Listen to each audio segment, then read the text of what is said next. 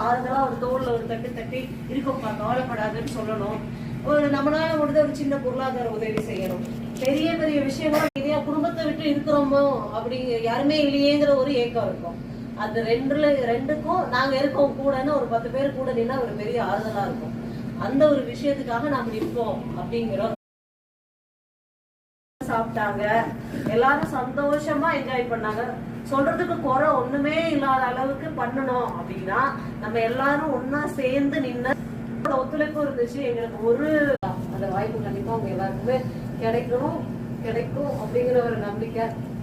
இப்ப நம்ம எல்லாரும் ஏன் இங்க சேர்ந்திருக்கோங்கிறது ஆல்ரெடி உங்களுக்கு இவங்க எல்லாருமே சொல்லி இருந்திருப்பாங்க. ஒரு ஏரியால இருந்தோம். நம்ம இப்பதான் ஆரம்பிச்சிருக்கோம். ஒரு 45 பேரோட ஒரு அடிப்படை கட்டமைப்போட நம்ம ஆரம்பிச்சோம். இப்ப எங்களுக்கு ஏரியால நேரடியா தெரிஞ்ச அப்புறம் எங்க கூட டைரக்டா கம்யூனிகேட் பண்ணிட்டு இருக்கிற ஒருத்தரோ 2 பேரோ 3 பேரோ தான் நம்ம வந்து தலைவரா நியமிச்சிருக்கோம்.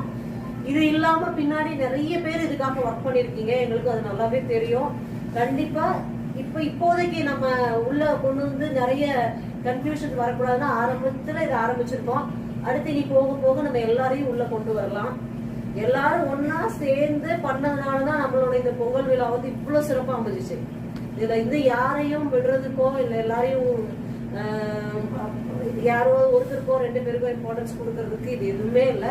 நம்ம எல்லாரும் நஜரான் தமிழ் மன்றம் இதுல தலைவர்னோ இல்ல உறுப்பினர்னோ அந்த மாதிரி எதுவும் கிடையாது.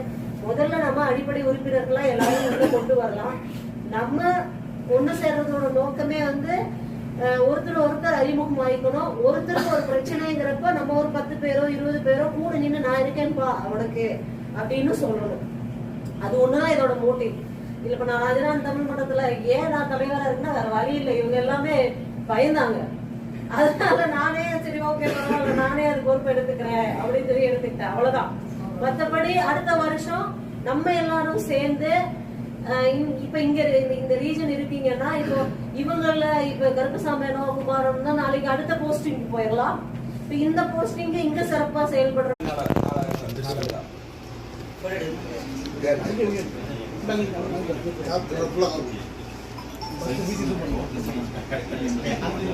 சார்